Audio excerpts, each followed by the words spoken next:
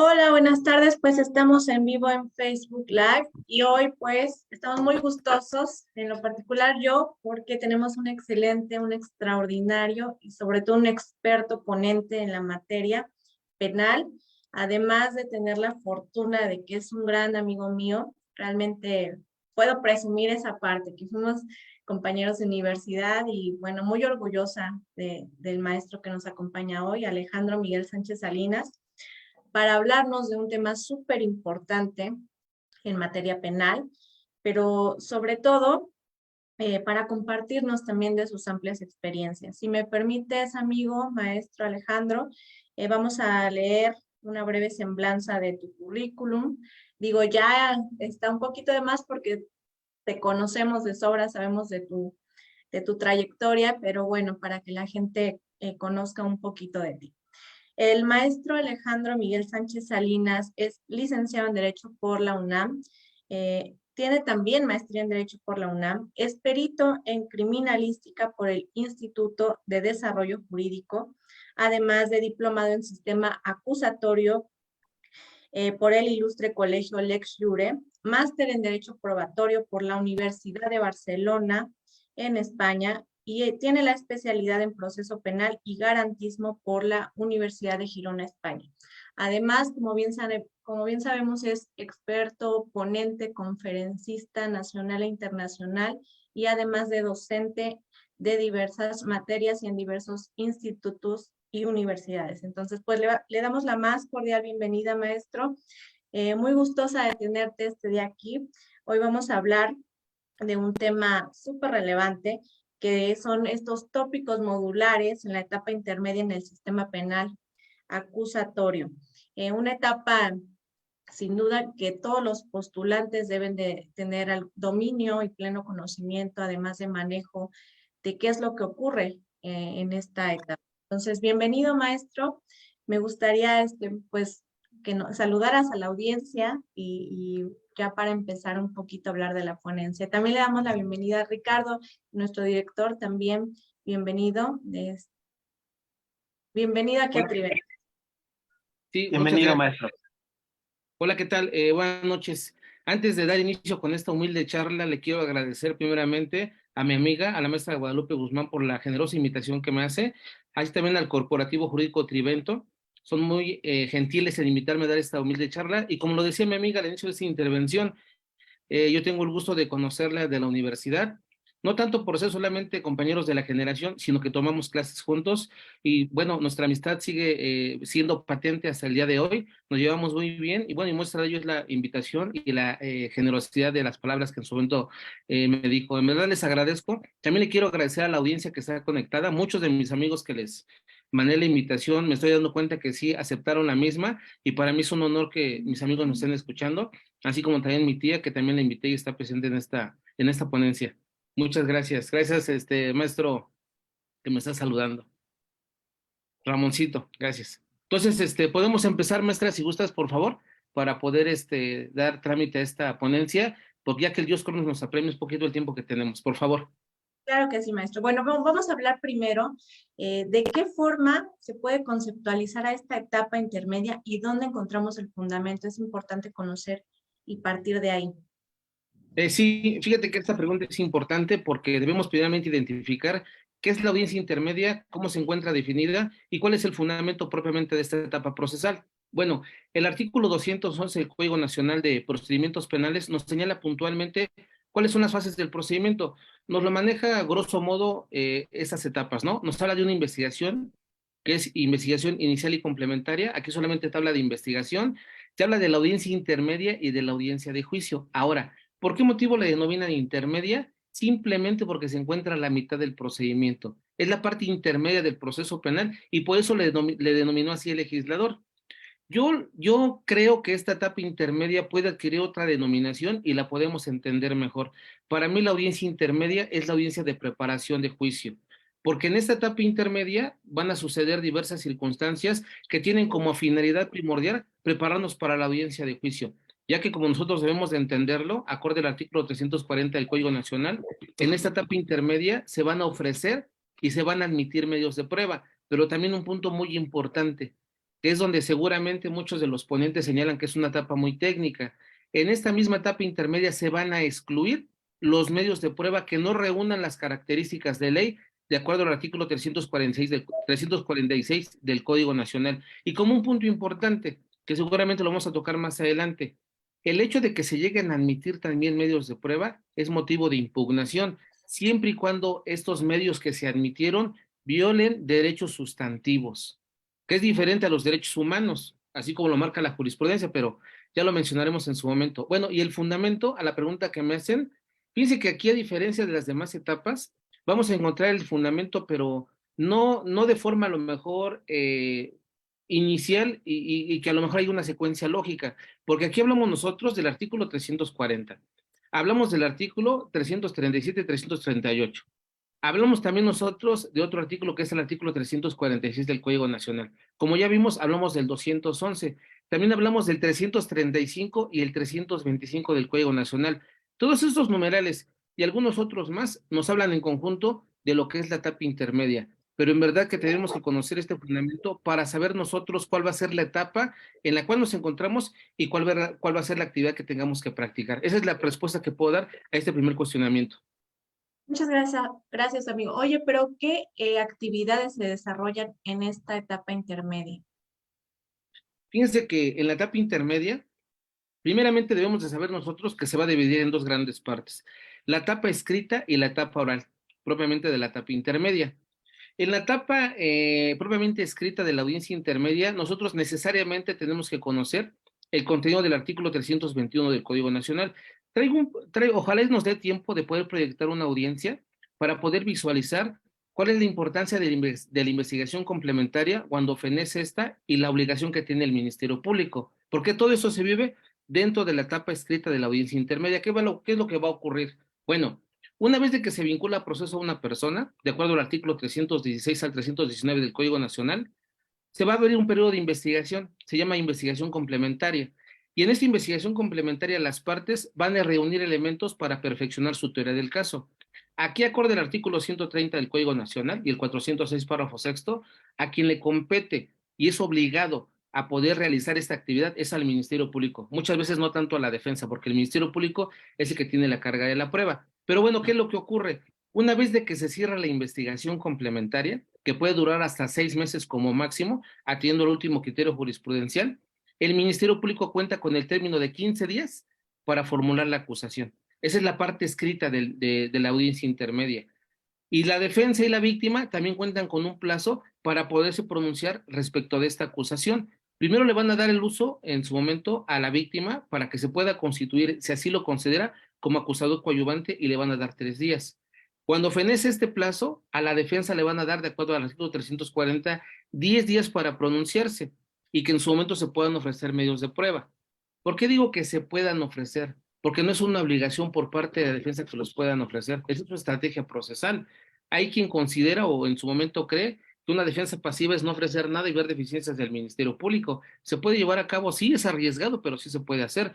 A quien no se le puede permitir o darse el lujo de no hacer nada es al Ministerio Público. Y yo creo que ni tanto a la víctima, porque la víctima puede también constituirse como acusador coadyuvante o no hacerlo.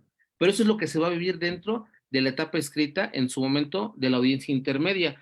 En esta etapa escrita también lo que podemos hacer nosotros, ya una vez de que nos pronunciemos respecto de la acusación, como ya lo mencioné, es señalar vicios formales, verificar lo referente al ofrecimiento de los medios de prueba y también en su momento poner excepciones si es que consideramos oportuno o directamente ya en la etapa escrita de la audiencia intermedia, perdón, en la etapa oral, ya podemos pronunciar propiamente sobre ese particular. Pero concretamente eso es lo que tendremos que hacer en la etapa escrita de la audiencia intermedia y ya propiamente en la etapa oral lo que tendremos que hacer nosotros, pues es de viva voz, primeramente el Ministerio Público pronunciar su acusación de manera resumida, ofrecer los medios de prueba, la defensa también lo podría hacer, ver si hay algún vicio que se pueda corregir, vicio formal, y en su momento viene lo importante de la etapa intermedia, que es lo referente a la exclusión de los medios de prueba que se pudieran actualizar al tenor del artículo 346 del Código Nacional. Y también algo importante, dentro de esta etapa se tendría que verificar lo referente a los acuerdos probatorios. Si gustan, bueno, de grosso modo puedo mencionar esto y poco a poco de las preguntas que nos vayan haciendo lo podemos verificar. Claro que sí, muchas gracias. Bueno, entonces podríamos decir, Alejandro, de en cuántas etapas se divide esta etapa intermedia. En dos fundamentales, la etapa escrita y la etapa oral. En esas dos se va a dividir la etapa intermedia. Y conforme a tu experiencia, ¿cuál crees que sea o el aspecto o la situación más importante y relevante para desarrollar adecuadamente esta etapa intermedia? Bueno, primeramente debemos de identificar una situación. Debemos nosotros de establecer si vamos a acudir a la audiencia de juicio o no lo vamos a hacer. ¿A qué me refiero? Nosotros tenemos, hasta antes del auto de apertura a juicio oral, decidir si queremos optar por una solución alterna o por una terminación anticipada, que es el procedimiento abreviado. Tenemos que definirlo. ¿Por qué? Porque la etapa intermedia va a fenecer con la emisión del auto de apertura a juicio oral. Incluso la ley lo señala. Una vez de que se emite el auto de apertura a juicio oral, ya no podemos nosotros optar por un procedimiento abreviado, una suspensión condicional del proceso de prueba o incluso un acuerdo reparatorio. Ya no lo podemos hacer. Yo creo que una situación muy interesante en su momento sería especificar qué es lo que nosotros deseamos hacer a lo largo del procedimiento. Si es acudir a juicio o resolver la situación de una forma distinta, porque es la última etapa que nosotros tenemos para poderlo verificar. Eso es primeramente algo que debemos de dejar presente, ¿no? Ver de qué forma nosotros queremos decantarnos en el juicio. Otro aspecto especialmente relevante es lo referente a la exclusión de los medios de prueba que en su momento se pueden actualizar y también de la admisión de los mismos. ¿Por qué señalo yo esto? Porque el artículo 346 señala la posibilidad de que se pueden excluir medios de prueba, pero bueno, se pueden excluir, pero pudiera darse el caso de que no se excluyan, de que se pudieran admitir. Se cree, yo creo que en algunas ocasiones de forma errónea, que uno como defensor va a ir a la audiencia intermedia necesariamente para excluir medio de prueba. Y en algunas ocasiones esto no va a ocurrir. ¿Por qué no va a ocurrir? Porque se cumplen con los parámetros legales. En todo caso, lo que en algún momento nos pudimos haber hecho a lo largo del procedimiento es solicitar una exclusión de algún medio de prueba. Y, perdón, la nulidad de algún dato de prueba que traiga como consecuencia que no se pueda ofrecer como medio de prueba en la etapa intermedia. ¿A qué me refiero con esto?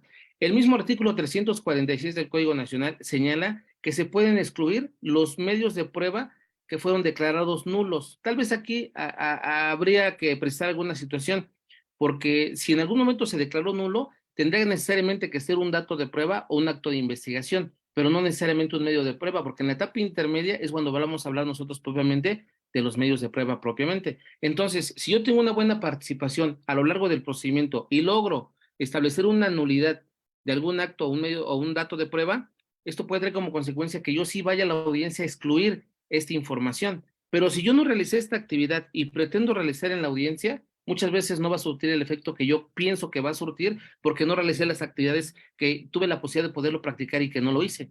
Incluso hay ocasiones en que llegan a la audiencia y pretenden ofrecer información que todavía no la tienen y que esta información tuvieron que haberla obtenido desde la investigación complementaria. Son errores que se cometen, pero son errores que difícilmente se van a poder subsanar, porque el artículo 340 es claro, te dan 10 días para que como defensor ofrezcas tus medios de prueba. ¿Y qué va a ocurrir si no lo haces dentro de este parámetro de ley? Ya no se te va a permitir y te lo van a excluir. ¿Por qué? Porque va en contra de las disposiciones del código, tal y como lo marca el artículo 346 del Código Nacional en su fracción segunda, y también la cuarta habla de este tema. Muchas gracias. Hablando de este tema de la prueba, fíjate que nos hacen una pregunta de Ius Praxis. Dice, maestro, ¿sería bueno especificar la diferencia entre prueba, dato de prueba y medio de prueba? Y te mandan saludos. Bueno, el artículo 261 al 265 nos marca puntualmente a qué se refieren con cada uno de esos conceptos. El dato de prueba como tal, su fundamento lo encontramos en el artículo 261 y nos señala el legislador secundario que es aquel medio de convicción que no ha sido desahogado ante el juez de control. Nos marca una situación que puede confundirnos porque nos habla de aspectos que incriminan en su momento a la persona y uno pensaría, a ver, si ofrezco dato de prueba es incriminatorio. Para poder solventar esta duda tendremos que leer lo que dice el artículo 314, que nos da la posibilidad como defensores de incorporar datos de prueba. Entonces, ¿qué debemos de entender primeramente como el dato de prueba? Que no es incriminatorio, sino que tanto el Ministerio Público como la defensa lo puede utilizar. ¿Y cómo lo podemos entender? Yo siempre pongo este ejemplo. Imaginemos el testimonio de una persona. En cualquier materia, una persona que va a ser testigo es aquella persona que comparece en la audiencia, le hacen preguntas y se produce información. La diferencia que existe en materia penal es que para que nos puedan aceptar a nosotros un testimonio tiene que haber previamente una entrevista por parte de este testigo. Si yo no tengo entrevista del testigo, me lo pueden excluir. Y ahora, ¿y cómo podemos diferenciar el dato de prueba? Si yo quisiera incorporarlo como dato de prueba, solamente incorporo su entrevista. Ese sería el dato de prueba, la entrevista solamente. El medio de prueba será la persona que acuda a la audiencia y que le interroguemos para poder extraer información. Ya propiamente la prueba como tal es precisamente la información que se desahogó en la audiencia respectiva y que a través de los principios de inmediación, concentración e inmediatez, el juez lo escuchó y lo va a valorar para poder dictar su sentencia. Incluso hay quienes consideran que estos conceptos de dato, medio y prueba atiende a las etapas procesales, que concretamente cuando hablemos de la audiencia de juicio y cuando el juez escuche la información de un testigo, ahí es cuando se va a convertir en prueba cuando lo esté valorando. Y antes de ello, considerado como medio de prueba es la persona y si no sería la entrevista solamente como dato de prueba. Esas son las diferencias que se logran encontrar en esos tres rubros. Muchas gracias. Bueno, retomando esta etapa intermedia, ¿qué pasa si no se contesta la acusación en tiempo? Y de ser el caso, ¿qué recursos tenemos nosotros como abogados contra esa determinación del juez? Bueno, hay una situación aquí importante que son de las preguntas recurrentes que nos hacen. ¿Se contesta o no se contesta la acusación? El Código Nacional habla de contestar acusación. Lo único que tenemos que tomar en cuenta es que no va a ser como en materia civil o en materia familiar, donde se contesta hecho por hecho. No, aquí no se va a contestar si, por ejemplo, Juan mató a Pedro y si el Ministerio Público a lo mejor no cuenta con elementos suficientes para poderlo acreditar. Nosotros tenemos la oportunidad de si queremos no hacemos eso, señalándolo también como la teoría del caso que puede ser en el alegato de apertura o incluso en el alegato de clausura, pero ya propiamente en la audiencia de juicio. Lo que nosotros sí estamos obligados a hacer es pronunciarnos respecto de lo que dispone el artículo 340 del Código Nacional. ¿Y qué es lo que nos dice? Una vez que conocemos nosotros la acusación del Ministerio Público, tenemos la obligación de pronunciarnos respecto de esta acusación. ¿Y qué es lo que vamos a hacer? Vamos a ofrecer los medios de prueba con los que contemos. Y esa es la etapa propiamente que debemos nosotros de ejercitar cuando conocemos la acusación. Ahora, ¿debemos de contestarla o no? Aquí dependerá mucho de la estrategia procesal, pero yo sí les puedo indicar que si nosotros deseamos tener una defensa activa, una participación realmente como defensores al tenor de lo que dispone el artículo 17 del Código Nacional y el 20 apartado de fracción octava respecto a la defensa técnica y adecuada, debemos de ofrecer medios de prueba, porque si no tenemos nosotros medios de prueba, difícilmente podemos acudir a una audiencia de juicio simplemente a lo mejor a pensar que el Ministerio Público no va a cumplir con su carga probatoria. Siempre va a haber elementos de prueba que nosotros vamos a incorporar. Ahora, ¿cuál es la consecuencia de que no lo hagamos? Si nosotros no contestamos la acusación, a mí me queda claro algo, que en algunas entidades, como el Estado de México, si tú no contestas dentro del término del 340, te dan la oportunidad de que en la audiencia lo puedas hacer, pero no todos piensan así. En la Ciudad de México no pasa eso, o por ejemplo en Pachuca. Si uno, por ejemplo, tiene la oportunidad de contestar la acusación y no lo hace, y yo pretendo hacerlo en la audiencia, me pueden excluir los medios de prueba que yo pretendo incorporar u ofrecer en esa etapa oral de la etapa intermedia. Entonces, aquí lo recomendable es que desde un momento en que tengamos la oportunidad de ofrecer nuestros medios de prueba, lo hagamos. ¿Para qué? Para una situación importante. Nosotros o la mayoría de los abogados pensamos que a lo mejor solamente con la insuficiencia y deficiencia probatoria podemos tener un resultado positivo en la audiencia de juicio, pero se olvidan de algo muy importante.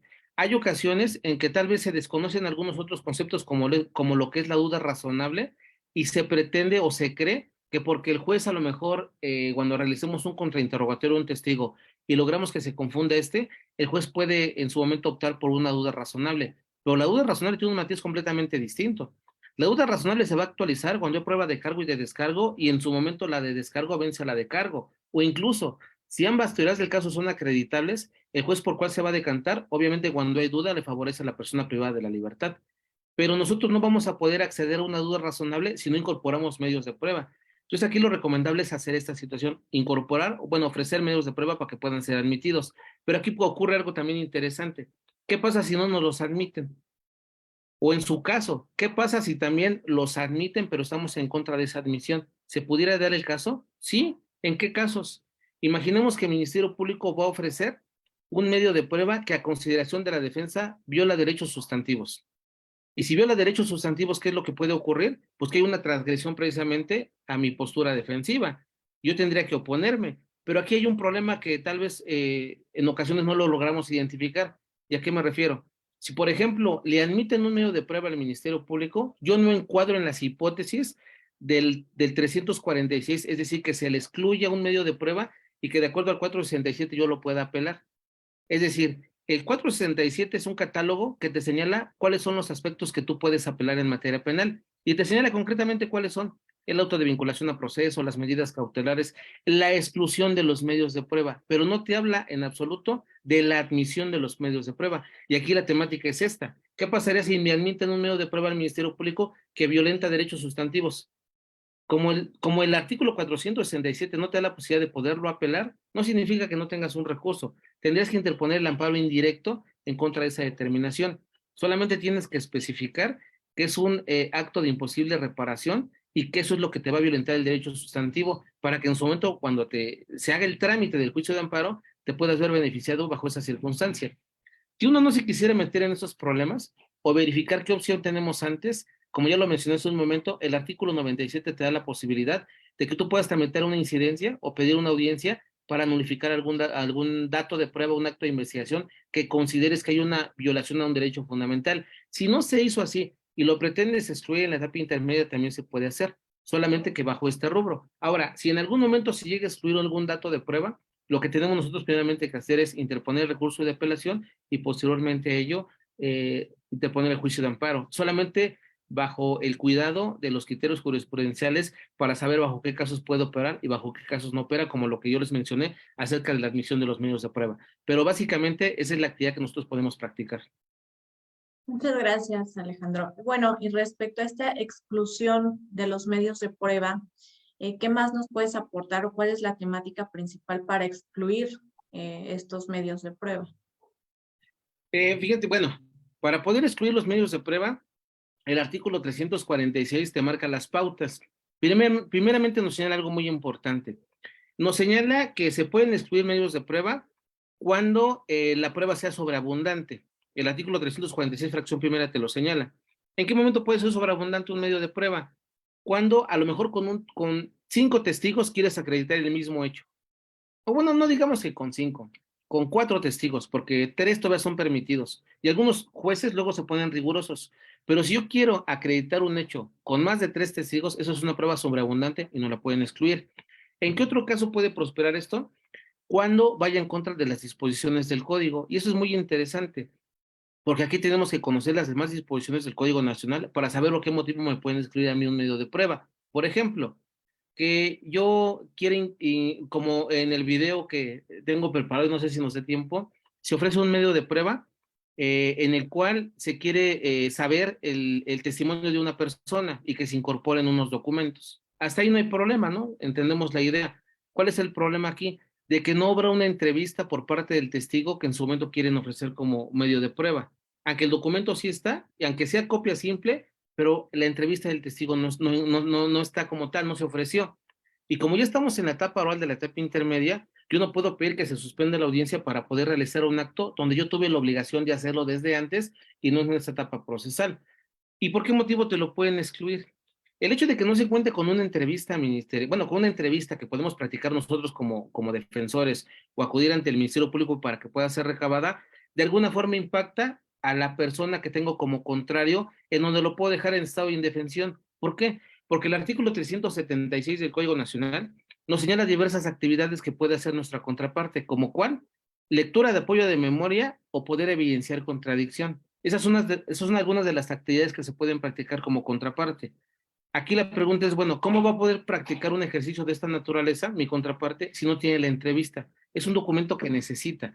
Entonces, muchas veces se llega a la audiencia intermedia, se ofrece un testimonio, pero no corrió un traslado de la entrevista. ¿Y qué es lo que se dice por parte de alguna de las partes? Señoría, solicito que se excluya este medio de prueba. Oye, ¿y por qué motivo quiere que se le excluya? Porque va en contra de las disposiciones del código. Y alguien preguntaría, bueno, pero ¿cuál disposición? El artículo 337 del Código Nacional, porque aquí se señala puntualmente que se debe de correr traslado de la información que en su momento se tenga. Y también algo muy importante, yo en su momento pudiera decir, bueno, yo contesto mi acusación dentro del parámetro de tiempo, pero no realizo el descubrimiento probatorio. El artículo 337 te señala que tienes hasta 3 días antes de la audiencia cuando son pruebas periciales. Si no es una prueba pericial, lo podrías hacer incluso porque el código no te lo señala en la misma etapa intermedia, el descubrimiento probatorio, pero es diferente al ofrecimiento de los medios de prueba. Entonces yo lo que tendría que hacer es realizar esas actividades.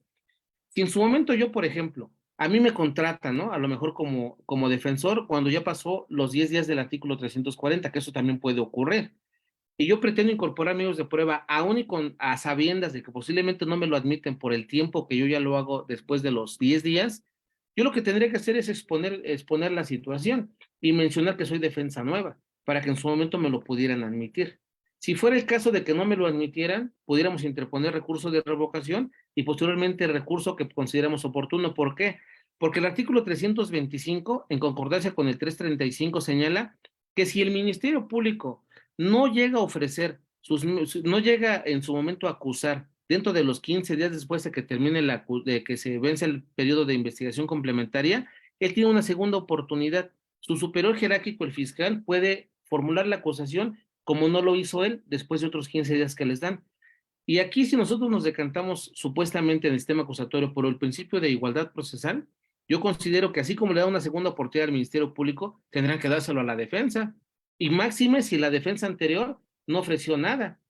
Hay quienes consideran también de que podemos pedir la reposición de plazos y atendiendo también al derecho humano de la defensa que no fuera técnica y adecuada. ¿En qué sentido? De que se llega a la audiencia, verificamos que no se hizo el trabajo que tenía que hacerse y pudiéramos solicitar nosotros, en términos también del artículo 97, la reposición o la nulificación del acto que se practicó y que nos lo volvieran a reponer para que lo que no se hizo en el tiempo que se tuvo, lo volvamos a hacer nosotros como defensa nueva, respetando el ejercicio precisamente de defensa, ¿no? Pero esos son los tópicos que en su momento tenemos que tomar en cuenta y a sabiendas de que si no nos tenemos oportunidad de ofrecer los medios de prueba, pues hacer valer los recursos con los que contemos, porque más vale esto a que podamos dejar en estado de indefensión a la persona que estamos representando.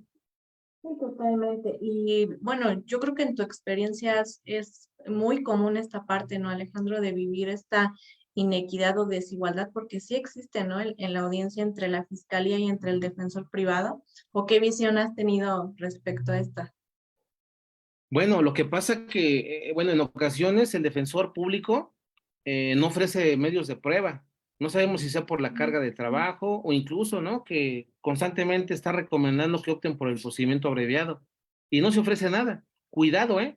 Porque si no me recuerdo el artículo 319 del Código Penal de la Ciudad de México señala que es un delito por parte de los defensores el no ofrecer medios de prueba cuando tienes la oportunidad de hacerlo.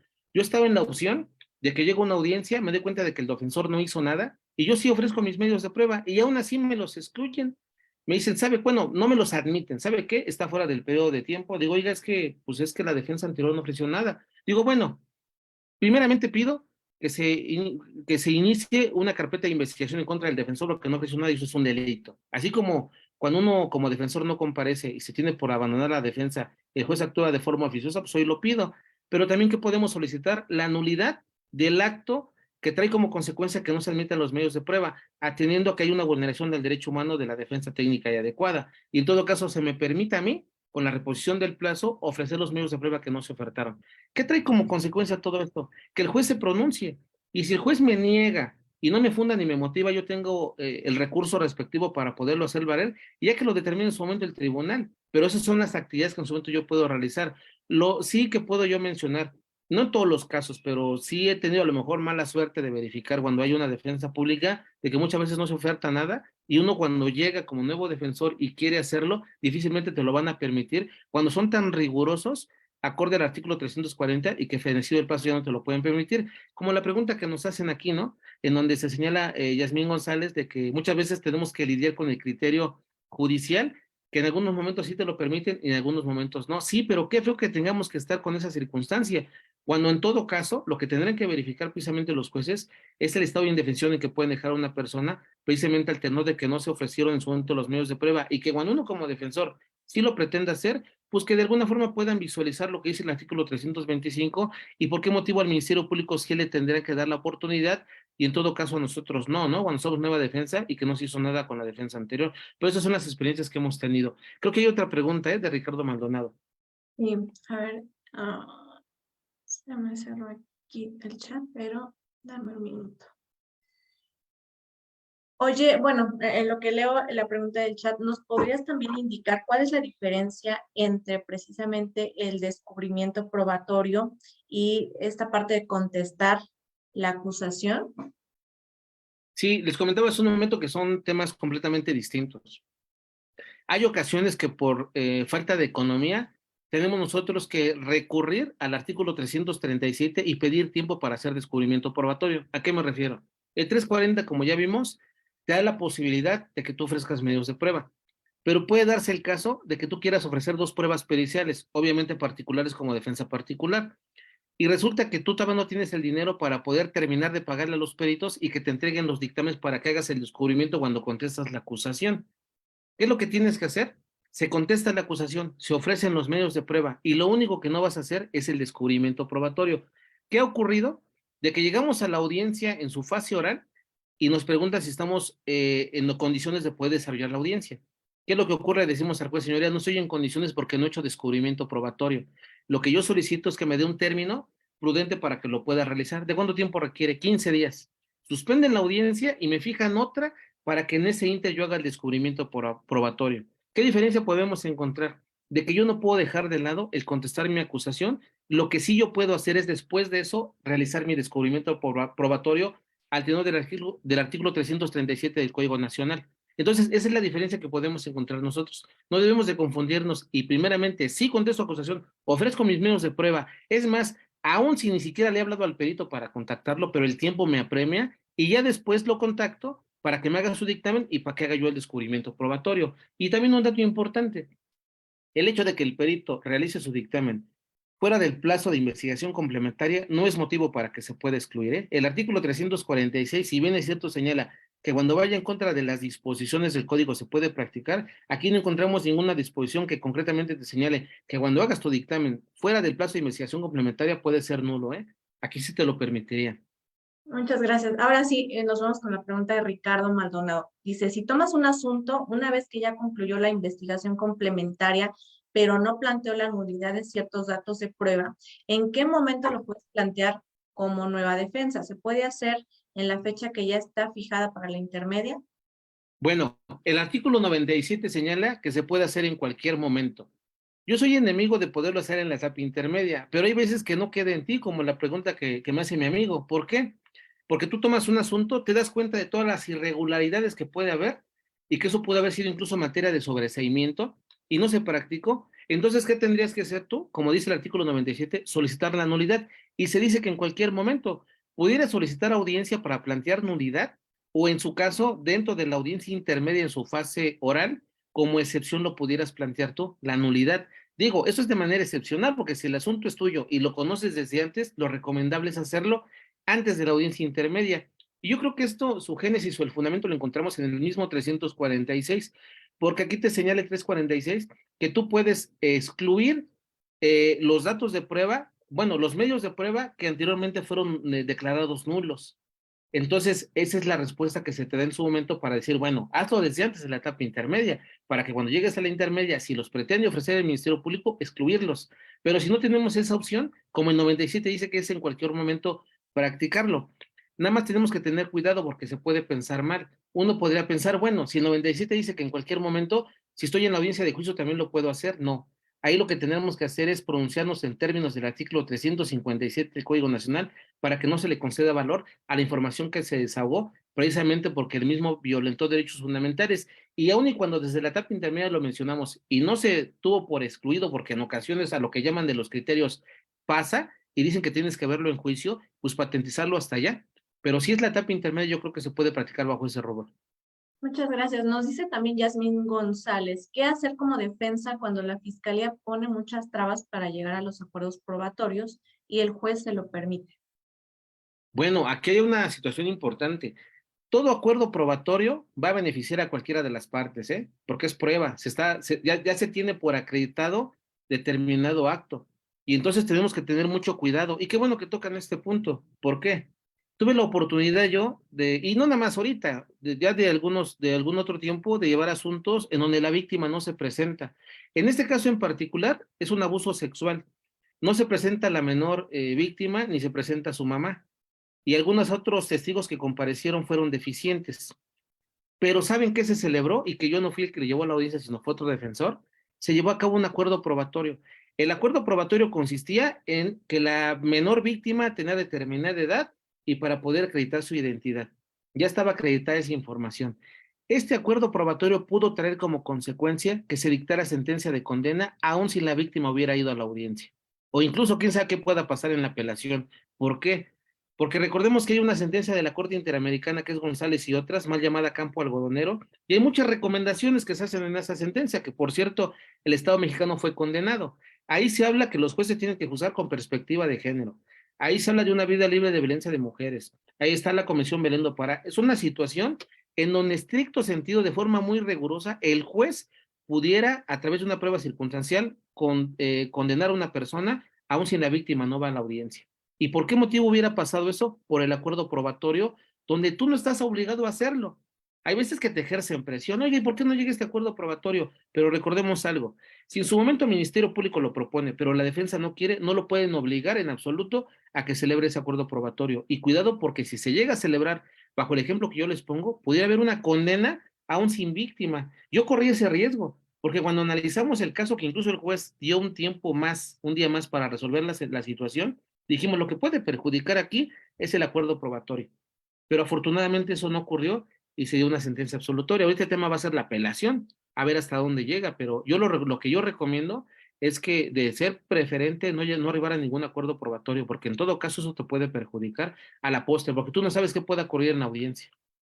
Muchas gracias. También en Facebook te mandan muchísimos saludos y nos dice Óscar Vicente Hernández Delgadillo, ¿qué éxito se obtiene cuando se presenta un incidente de nulidad de exclusión de pruebas?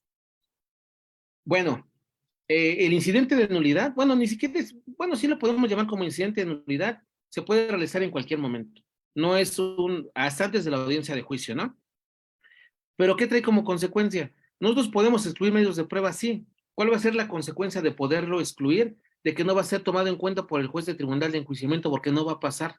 Y esto de alguna forma se puede patentizar en que el Ministerio Público no logra acreditar su acusación, al tenor de que el Ministerio Público tiene la carga de la prueba. Entonces, muchas veces es fundamental poder excluir medios de prueba o nulificarlos. Constantemente esto ocurre en una audiencia de control de detención, ¿no? Estamos en una audiencia de control de detención. Resulta que se califica de ilegal la detención y el Ministerio Público hizo pronunciamiento tanto de la denuncia de la víctima, informe policial homologado y demás datos de prueba que en su momento son fundamentales para que se pueda tanto vincular al proceso como en la audiencia de juicio. Resulta que se califica de ilegal la detención. En términos del artículo 97 del Código Nacional, se solicita la nulidad precisamente de estos datos de prueba, derivado de la vulneración al derecho humano, a la libertad personal y algunos otros más que se pudieron haber patentizado. Una vez de que el Ministerio Público le nulifican estos datos de prueba, lo que nosotros tenemos que pedir es el sobreseimiento al tenor del artículo 327, fracción primera del Código Nacional. Si en su momento surte efectos este sobreseimiento, se acabó el asunto. Esa es la importancia de poder excluir datos de prueba desde una primera audiencia para que yo no pueda prosperar en la siguiente. O incluso, ¿qué puede ocurrir? De que tal vez no los nulifiques, ¿no? Tal vez por estrategia, no sé, no los nulificas. Y resulta que en su momento, aun y cuando se calificó de ilegal la detención, el Ministerio Público vuelve a llamar a las personas para una formulación de imputación. Y ese mismo datos de prueba los utiliza para vincular al proceso y lo vinculan. Pero una vez de que lo vinculan, se tramita, bueno, se promueve amparo indirecto en contra precisamente de la vinculación al proceso y se argumenta lo que no se argumentó en la nulidad de estos datos de prueba. Es decir, señoría, no tome en cuenta estos datos de prueba porque los mismos, cuando se califica ilegal la detención, tuvieron que haber sido declarados nulos al tenor de los numerales que nosotros consideramos oportuno invocar. ¿Y qué va a tener como consecuencia? Que te pueden conceder el amparo indirecto precisamente porque esos elementos ya no pueden ser tomados en consideración para que puedan vincular al proceso. Y también como estrategia puede ocurrir. Y ha pasado, ¿eh? Nos pasó una extorsión de dos personas. Una persona, los dos los vinculan y cuando se tramite el amparo solamente para uno, que lo dejan ir, porque desde un momento se habían nulificado los datos de prueba. Y el otro, como no tramitó nada, se quedó. Son 40 años, sí, porque por extorsión agravada son 40 años. Y la otra persona en libertad por el amparo, solamente por ese argumento que se hizo. Muchas gracias. También nos dice abogado Alan, ¿qué opinión tiene mi amigo respecto a que los juzgadores solo permiten réplica en el debate de exclusión de medios de prueba sin respetar las fases del contradictorio, cerrando el debate solo con la intervención del fiscal y derivado que es una violación de carácter procesal. ¿Qué recurso se podría interponer para impugnar dicha violación? ¿Apelación o amparo indirecto? Bueno, a esto hace poco me pasó a mí. Hay un artículo específico en el Código Nacional donde faculta al juez en estricto sentido, a que pueda él llevar a cabo el debate. Y él decide si da uso de la voz o no lo da. Y entiendo la pregunta, porque llevamos un asunto juntos, en donde estamos en una audiencia intermedia precisamente, y primeramente interviene el fiscal, ¿no? Expone y luego le corresponde la defensa. Y luego otra vez le dan uso de la voz al fiscal para que pueda pronunciarse. Y hasta ahí cortan la participación. ¿Y qué es lo que nos dice? No, ¿sabe qué? Hasta aquí lo cortamos y ya tengo elementos suficientes para poder resolver. En todo caso, aquí, lo que en su momento hace el juez, yo creo que se vulnera el principio de contradicción, que es uno de los ejes rectores del sistema acusatorio y que no solamente se encuentra en el artículo 20 apartado de la Constitución, sino también en el mismo Código Nacional, en el artículo sexto que nos habla de la contradicción. ¿Qué es lo que tendremos que hacer en todo caso si esto llega a ocurrir? Desde luego que tramitar primeramente la apelación, pues que dependiendo el acto, porque se puede dar el caso que lo que yo quiera en su momento impugnar es la admisión de medios de prueba que vulneran derechos fundamentales y en todo caso tendrá que tramitar el amparo indirecto. Pero si fuera el caso que es por la exclusión de mis medios de prueba, yo tendría que tramitar la apelación, pero en un apartado específico pronunciarme respecto de la vulneración del principio de contradicción, porque en su momento tuvieron que haberme dado a mí la misma oportunidad que le dieron al fiscal. Otra sería interrumpir al juez y oponerme y mencionarle en la audiencia cuál es mi malestar, ¿no? Respecto de lo que ocurrió. Pero yo creo que también de forma técnica podemos materializarlo en este recurso, pero insisto, dependiendo de la forma en cómo se excluyó, si fue por vulneración de derechos fundamentales y que se haya admitido que es amparo indirecto, o en su caso que se haya excluido. Ahí considero yo que tendría que ser necesariamente la apelación, atendiendo al principio de definitividad que impera en materia de amparo. Perfecto, muchas gracias, amigo. Nos dice Miguel Pérez, ¿cómo se desahoga el dato de prueba en esta etapa intermedia? Bueno, en la etapa intermedia no se desahogan datos de prueba, ni siquiera se desahogan los medios. En su momento, en la audiencia inicial, es cuando se van a desahogar los datos de prueba. Concretamente, el artículo 307 del Código Nacional nos señala las fases en las cuales nos podemos decantar sobre ese particular. Por ejemplo, si es audiencia de control de detención, el artículo 308 te da la posibilidad de que incorpore solamente dato de prueba. ¿Y qué es lo que vas a hacer? Simplemente vas a enunciarlos, vas a verbalizar la información que tú tienes sin la necesidad en su momento de justificar la idoneidad, ni mucho menos la pertinencia, ni mucho menos la idoneidad. ¿Por qué? Porque ese es un requisito sine qua non de acuerdo a 315 y 314 para el medio de prueba, no para el dato. Aquí nada más los enuncias, pero insisto, eso tendría que hacerse en la audiencia inicial, ya sea control de detención, para la vinculación a proceso o para una revisión de medida cautelar, incluso para un planteamiento de sobreseimiento. Pero en la etapa intermedia, recordemos que aquí no se van a desahogar datos de prueba. Aquí lo que se hace es ofrecer medios de prueba o en su caso también pedir la exclusión. Muchas gracias. También nos preguntan, ¿la contestación de la acusación a quién la dirigimos? ¿A quién va dirigida? Bueno, la contestación de la acusación va dirigida al juez de control propiamente y el descubrimiento probatorio va dirigido al Ministerio Público y al asesor jurídico. A esas son las partes a las que se va a dirigir. Hay ocasiones en que no encontramos al asesor jurídico cuando es particular. ¿Y qué es lo que se hace? Se ingresa en la oficialía directamente dirigido ante el juez para que le notifiquen al asesor jurídico.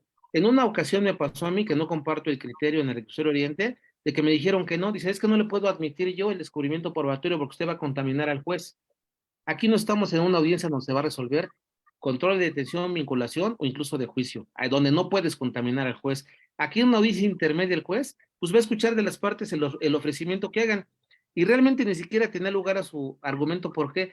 Porque cuando el Ministerio Público formula su acusación, ahí menciona los medios de prueba que tiene, al igual que en su momento nosotros también lo hacemos, por lo que no habría ningún problema, porque si no encontramos nosotros al asesor jurídico, hacerlo directamente ante el juez de control para que se le pudiera correr traslado. Incluso en el Estado de México, que nos piden la firma electrónica y tenemos acceso al expediente electrónico, yo contesto la acusación en el tribunal electrónico y ahí le corren traslado de mi descubrimiento probatorio a las demás partes. Ahí no tengo ningún problema, no tengo por qué andarlos buscando. Pero sí es importante que se sepa que en estricto sentido yo contesto ante el juez y el descubrimiento probatorio directamente al Ministerio Público y en su momento al asesor de mano y que me firmen de recibido. Perfecto. Nos dice también Grecia Alvarado, ¿se puede dar el sobreseimiento si como prueba únicamente tienen dos testigos de referencia y yo tengo uno presencial que contradice a los dos de referencia? Lo que pasa que aquí no se puede dar el sobreseimiento por una sencilla razón. Nosotros cuando pedimos sobreseimiento, queda fuera bueno, se puede realizar el pedimiento de sobreseimiento desde la audiencia para vincular o no a proceso. Pero imaginemos que no lo hago así, sino que lo hago de forma tradicional. Pido que se genere una audiencia y solicito el sobreseimiento. ¿Por qué motivo no se pudiera dar?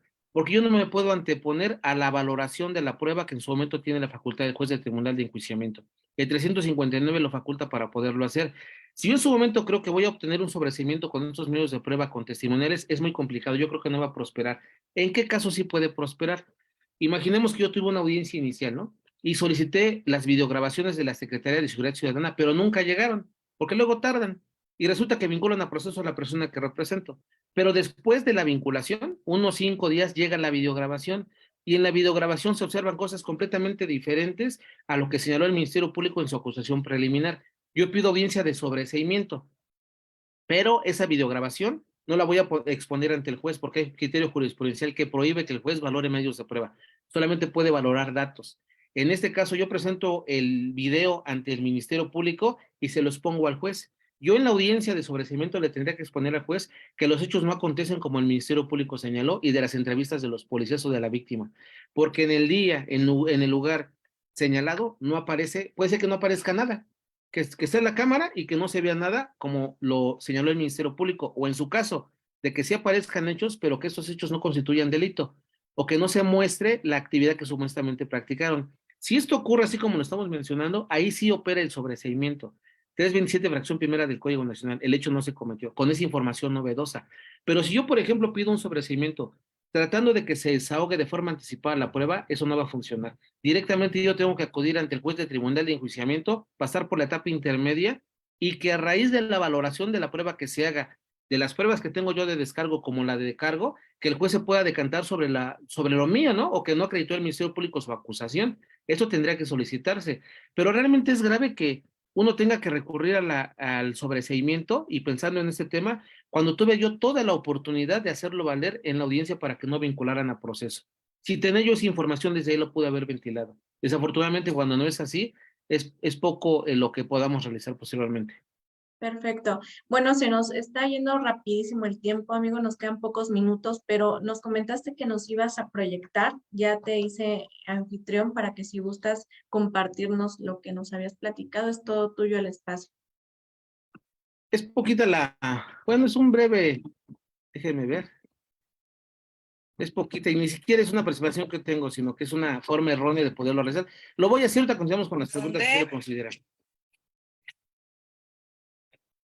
Ahí se escucha, ¿verdad? Escrito solo de Roberto Carlos del Río Gutiérrez.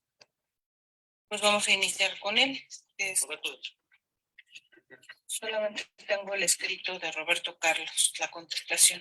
Entonces iniciamos con usted, por favor. Sí, señoría. Son 13 de diciembre y 30 de diciembre.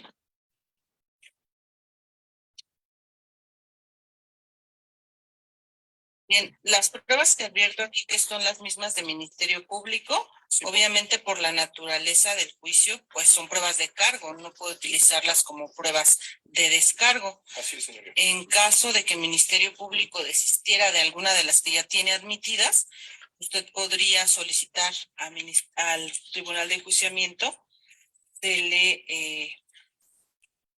hacerla, porque hacerla suya, pues va contra el sistema. En ese sentido, bueno, lo escucho con su oferta probatoria. Sí, en ese sentido, solicito que no se tengan por ofrecidas las testimoniales por lo que hace a todos los policías auxiliares y a los policías de investigación. Gracias. ¿Está de acuerdo, Roberto? Sí, señoría. Gracias. Entonces, las que se iba a ofrecer, que son distintas y de acuerdo a su teoría del caso, ¿cuáles son? Sí, señoría. Sería la testimonial a cargo del representante legal de la persona moral denominada CEMEX S.A.B.D.C.B., quien deberá ser citado en términos de los artículos 91, 360 y 363 párrafo tercero del Código Nacional de Procedimientos Penales, en el domicilio ubicado en Avenida Constitución Poniente 444, en Monterrey, México. Teléfonos 01800, concreto, diagonal 01800 266 27 38 6. Persona que mi representada no puede presentar en virtud de encontrarse privada de su libertad por prisión preventiva, por lo que solicito sea citado por el órgano jurisdiccional en términos de ley. En virtud de que su domicilio se encuentra fuera de esta entidad federativa, asimismo, en auxilio de este órgano jurisdiccional, se hace la petición de requerir a dicho representante legal de la moral citada a que exhiba los siguientes documentos. A ver. Primero, pruebas. En igualdad de partes, obviamente, aquí hay una circunstancia.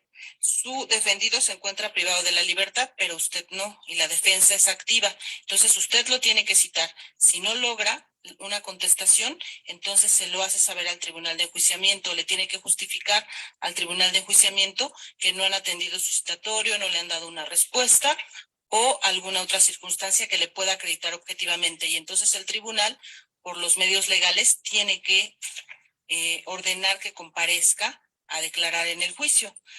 Pero no le voy a poder atender esta petición de que se le requiera que presente estos documentos, porque eso usted ya lo debió haber hecho. Y estos documentos que quiere que requiera ya los debería tener, y de estos ya le debió haber corrido traslado al Ministerio Público y a las partes. Entonces, lo único que se va a lograr, y eso siempre y cuando usted no logre la comparecencia o no logre una certeza de que va a comparecer, es que el tribunal lo obligue a presentarse, salvo que ya tenga estos documentos y los vaya a ofrecer para incorporarlos por esta persona. Entonces... Mire, efectivamente ya se hizo la solicitud, sin embargo, nos hacen saber que no nos las pueden entregar de manera económica, sino a solicitud de una autoridad. Pero es que eso es lo que tiene que hacer en la etapa de investigación. Eso lo hicimos en la etapa de investigación. ¿Y ya las tienen? No la tenemos. ¿Y entonces qué va a hacer? ¿Cómo les vamos a ofrecer? No me las puedo ofrecer ahorita si no las tiene. Bueno, tengo conmigo copia simple fotostática de los documentos que aquí estoy relatando. Va a exhibir copias, va a ofrecer copia simple fotostática. Así es, señorita. Perfecto. Y ya sería con este testigo que las incorporaría para que las reconociera en su caso. Así es, señorita. Gracias. Ministerio Público. Sí, señoría, nada más para hacer la precisión que hasta el momento por lo mismo no existe entrevista de este representante. Y el tiempo de prueba no sé si sería el que está diciendo para... Gracias. ¿No corrió traslado de entrevista? No, señoría. Por lo que hace al representante legal, no lo corrimos. Gracias. Entonces, ¿cuál sería su petición? Pues que no se le admita, todo es que no existe entrevista de este representante legal. Necesito su causa de exclusión en términos de ley, por favor.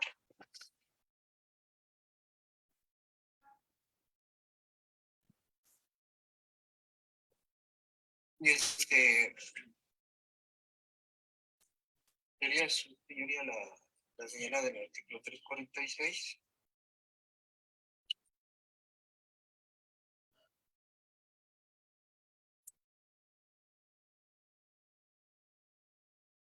¿Podría que es que contravengan las disposiciones señaladas en el Código para su desarrollo?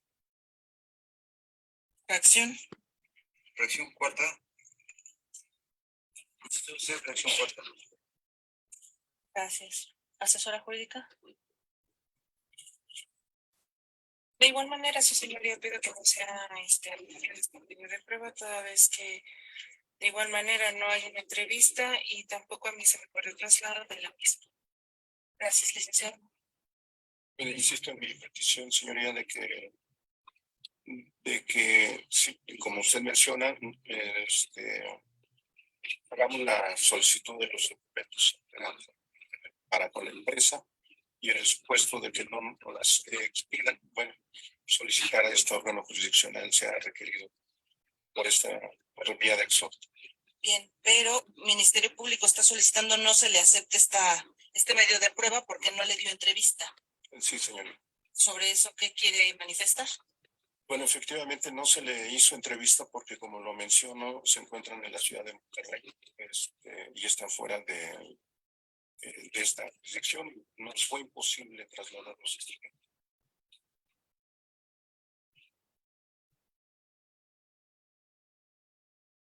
Declaro cerrado el debate. Voy a resolver sobre la causa de exclusión del agente del Ministerio Público relativo a la testimonial a cargo del representante legal de la moral denominada CEMEX SAB de CB que está ofreciendo el defensor. En este sentido, voy a atender a la petición del agente del Ministerio Público y la voy a excluir por lo siguiente. Este sistema procesal penal acusatorio se divide en etapas. La primera de ellas es la de investigación. La investigación tiene a su vez dos fases, la inicial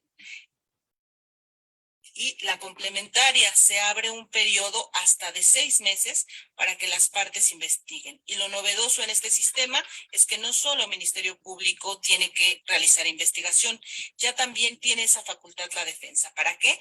Para en esa etapa allegarse de todas las pruebas que va a presentar en una siguiente etapa, que es la etapa intermedia. A su vez, la etapa intermedia tiene dos fases, la escrita y la oral. En la escrita se hace el descubrimiento probatorio por parte de la defensa. Primero, Ministerio Público, si formula la acusación, corre traslado a las partes, la asesoría jurídica representando a la víctima o la víctima como tal, se constituyen o se pueden constituir en coadyuvantes. Y una vez transcurrido el plazo para la víctima, hay 10 días más para que la defensa realice ese descubrimiento probatorio. El artículo 337 y 340 regulan ese aspecto del Código Nacional de Procedimientos Penales. Y si no se hace, si no se descubre toda la evidencia, todo lo que se quiere, se muestran las armas propiamente a la contraparte, no puedo admitir una prueba que no cumpla con las formalidades que señala la ley. Es decir, acorde al artículo 346, se contraviene a las disposiciones señaladas en este código, en el Código Nacional, para su desahogo. El que yo le admita esa testimonial a la defensa es dar un trato distinto al que tiene el agente del Ministerio Público y me lo prohíbe el principio de igualdad procesal que impera en este sistema acusatorio. Ello también encuentra sustento en tesis de la 10ª época, específicamente la del número de registro 2020-653, con rubro ofrecimiento de medios de prueba en el sistema penal acusatorio. El que realice el imputado respecto de aquellos que pretenda desahogar en juicio oral debe formularlo en la fase escrita, en la etapa intermedia, dentro de los 10 días siguientes a que fenezca el plazo a que se refiere el artículo 340, párrafo primero del Código Nacional de Procedimientos Penales, pues de lo contrario deben excluirse. Bueno, de aquí nosotros podemos identificar muchos aspectos. Me preguntan algo. Me dicen que si es viable ofrecer los mismos medios de prueba que ofreció el agente del Ministerio Público. Yo, contrario a lo que vieron en la audiencia, yo no creo que tiene que haber un impedimento, pero tiene que cumplirse con un requisito. Si en su momento uno como defensor ofrece los mismos medios de prueba que el Ministerio Público, todos, y son los mismos puntos de prueba, yo sí siento que estoy a favor de lo que dijo la jueza. No tendrían por qué admitirlo. De forma excepcional, te pueden admitir los mismos medios de prueba que ofreció el Ministerio Público, pero bajo otros puntos de prueba, no para los mismos. Porque si son sobre los mismos, el principio de contradicción y concretamente el contrainterrogatorio te va a servir para que tú contrainterrogues y obtengas información que te pueda beneficiar. Ahí me queda claro algo aquí, de que si yo en su momento yo pretendo preguntarle algo diferente a lo que señala el Ministerio Público en los puntos de prueba, yo tendría que especificarlo y decir, bueno, yo ofrezco a la víctima, pero yo mi tema de interrogatorio va a ser uno diferente al del Ministerio Público. Sobre estos puntos específicos, ¿por qué? Porque si yo solamente me permiten hacer contrainterrogatorio, en todo caso será de la información que se vierte por parte del Ministerio Público en el interrogatorio directo. Y si yo me salgo de ese punto, me lo pueden objetar por impertinente. Bajo este rubro, yo creo que sí pudiéramos ofrecer los mismos medios de prueba, pero con puntos de prueba distintos para que no me los puedan no admitir.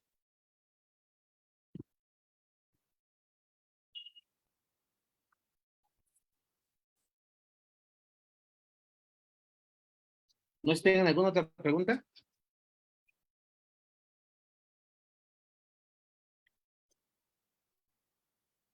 También, No se escucha. Está apagado tu micrófono, amiga. Listo, perdón. Sí, hay algunas preguntas, amigo. ¿Cómo andamos de tiempo? ¿Tienes posibilidad de responderlas? Sí, sí, no hay ningún Ok. problema. Nos dice Gris Vélez Zamora, maestro, ¿podría hablar de la prueba nueva y la prueba de refutación? Ah, sí. La prueba nueva y prueba de refutación y prueba superviniente, porque son 3 rubros que marque 390, es un medio de prueba que de forma excepcional podemos ofrecerlo en la audiencia de juicio. Esa prueba no se va a ofertar en la etapa intermedia, sino propiamente en la audiencia de juicio. ¿Y qué tiene como finalidad este medio de prueba? Bueno, te pide como requisito que tú no tienes conocimiento previo de su existencia o que no podías prever su necesidad para que te la puedan admitir. En ocasiones, como forma de estrategia, la podemos utilizar para ofrecer algo que no se ofreció en su momento, pero que tal vez no es culpa de nosotros. Hace un momento mencionábamos esto, ¿no? Imaginemos de que yo llego después a la audiencia, bueno, me contratan después ya como defensor, y yo no ofrecí nada, no por culpa mía, ya estoy fuera del parámetro del 340. Y resulta que en la audiencia de juicio yo quiero ofrecer un medio de prueba que no pude ofertar. ¿Cómo pudiéramos hacerlo? Yo creo que como prueba superviniente, en su momento de la declaración que haga la persona acusada, perdón, si la persona acusada pudiera acontecer. ¿Cómo ocurriría esto? El artículo 390 nos señala que puede ser prueba nueva, prueba de refutación o prueba superviniente. El artículo 377 del Código Nacional señala que la persona imputada puede declarar en cualquier momento. Y generalmente cuando él declara es cuando han terminado todos los medios de prueba que fueron admitidos, tanto por Ministerio Público como de la defensa. Es un derecho que él tiene. No es prueba, es un derecho, como tampoco se tendría que ofrecer en la etapa intermedia. Y una vez de que él rinda su declaración, de la declaración que él exponga, se puede extraer la información para poderla incorporar. Y de alguna forma ahí solventar un problema que tal vez ni siquiera era de nosotros, ¿no? Porque no nos permitieron ofrecer por ya llegar a destiempo. Entonces, esa prueba nueva, de acuerdo al artículo 390, la pudiéramos nosotros ofertar, pero cuando ya se acabó el desfile probatorio y se hace en la audiencia de juicio, no propiamente en la audiencia intermedia. Muchas gracias. Nos dice también Carlos Ignacio Matamoros. Buenas noches. ¿Por qué no se le permite a la defensa ofrecer medios de prueba en la audiencia inicial? Bueno, no, en la audiencia inicial sí permiten ofrecer medios de prueba. El artículo 315 te lo señala. El 315 te dice que tú puedes ofrecer medios de prueba en la audiencia inicial, pero habrá que definir en qué etapa de la audiencia inicial. En la audiencia de control de detención no te lo permiten porque el 308 señala que solamente te permite la incorporación de datos de prueba. Pero si tú quieres incorporarlos en la duplicidad de plazo constitucional, sí te lo van a permitir. Lo único que tienes que hacer es justificar su pertinencia, ¿de acuerdo? Y también otra cosa, seguir las reglas de juicio, porque el 315 te lo señala. ¿Y cuál es la regla de juicio? Pues que corras traslado oportuno a las partes de la información que tú tengas. Sobre este punto hay que tener en cuenta una situación, y esto ocurrió en Ciudad de México. Llegamos a la audiencia de duplicidad de plazo constitucional y ofrezco medio de prueba, un dictamen pericial en criminalística. Corro traslado en ese momento de la audiencia y cuando estamos en debate, el Ministerio Público pidió que no nos lo admitieran. El chiste fue que sí nos lo admitieron, pero cuando el juez se pronuncia dijo, dice, a mí, yo me acabo de percatar que acaban de correr traslado. El Ministerio Público no dijo nada, pero si se hubiera pronunciado, no se los hubiera admitido. Es decir, aún en la duplicidad de plazo constitucional, yo tengo que respetar lo que dice el 337 de los 3 días que tengo para correr traslado cuando es prueba pericial. Tenemos que tener mucho cuidado, porque si te aplican el código a rajatabla, no te lo admitirían, ¿eh? ¿Cuántas veces no ocurre eso en audiencia? Que hacemos la duplicidad, llegamos ese día de la audiencia y corro traslado. De acuerdo al 337 y 315, no tendrían por qué admitirlo. A mí me queda claro que no tienen por qué en su momento aplicar el código y la misma regla en estricto sentido en esta etapa que lo diga el 315. ¿Por qué? Pues porque corre un término de 144 horas. ¿Qué pasaría si son 72? Y la audiencia me la ponen de un día para otro. No me daría tiempo de los 3 días para poder correr traslado y que quede dentro del parámetro de tiempo. Pero para eso tenemos que pronunciarnos y decirle al juez que no podía aplicar en estricto sentido este artículo, puesto que el término está corriendo constitucional. Lo mismo pasa con el 216 del Código Nacional, cuando dice que el Ministerio Público tiene para acordarte un acto de investigación 3 días.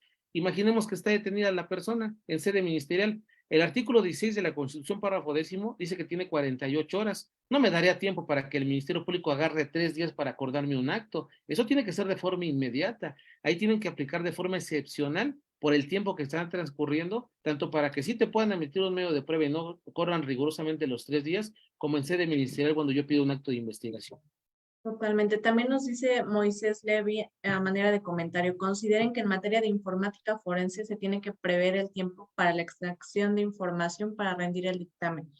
Y por último nos hace una pregunta Grecia Alvarado. ¿Se puede solicitar volver a realizar la audiencia inicial cuando nos encontramos en el plazo de investigación si consideramos que el abogado en la audiencia inicial no presentó ningún dato de prueba y no hubo una defensa técnica y adecuada?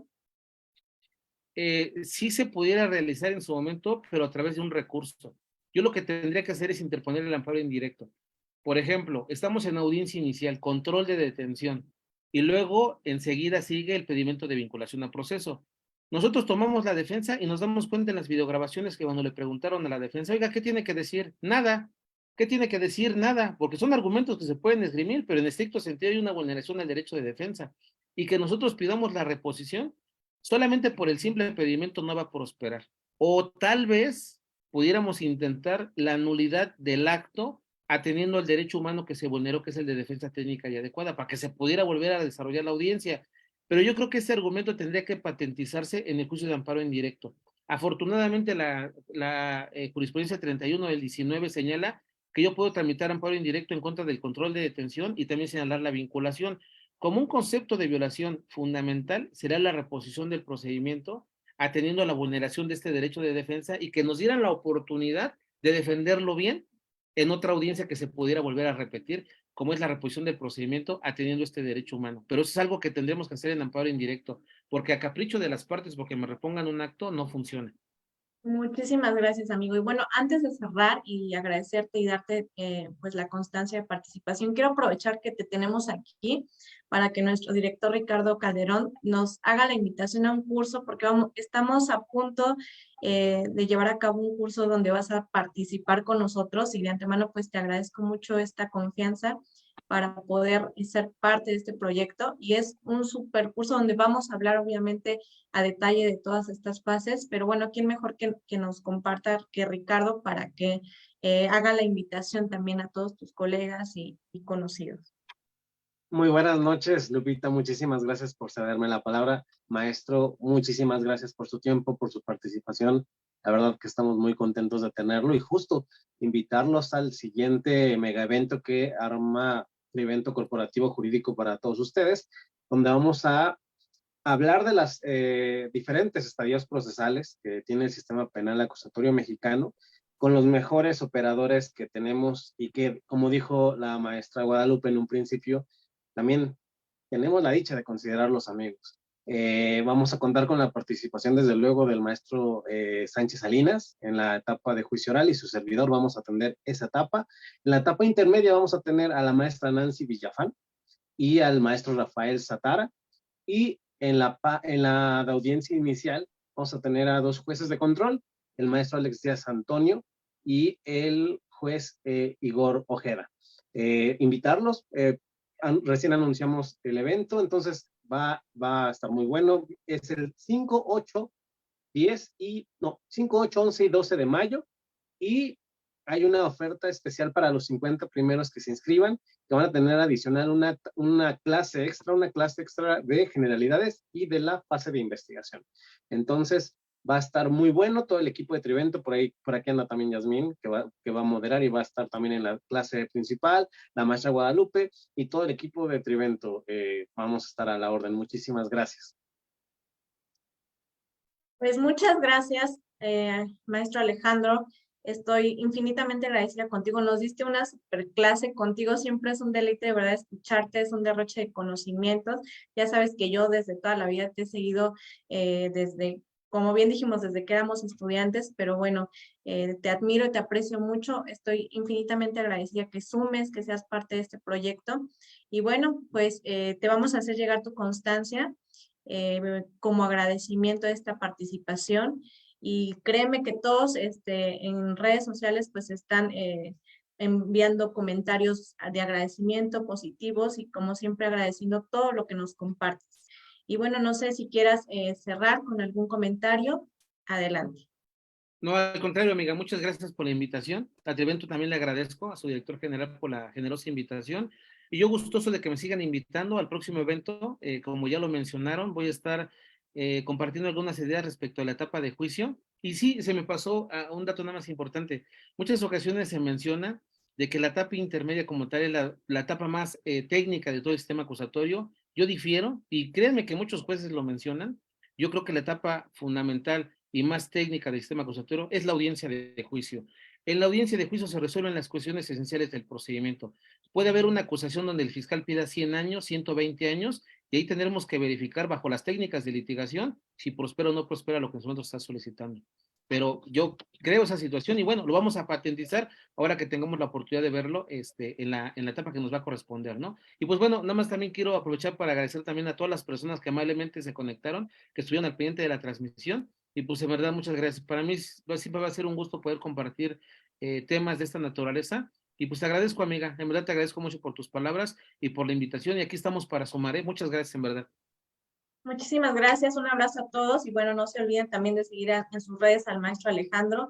Tiene TikTok, tiene canal de YouTube, en su página de Facebook, al igual que Trivento Corporativo Jurídico, donde vamos a estar subiendo convocatorias relativas al curso, donde pueden volver a ver esta transmisión. Y bueno, un abrazo, amigo. Muchas gracias, Ricardo. Gracias por estar aquí también presente y que tengan excelente tarde. No se olviden de compartir esta publicación. Hasta luego. Muchas gracias, hasta luego. Bueno, gracias. Gracias, maestro. Al contrario, gracias. Amigo Ramón.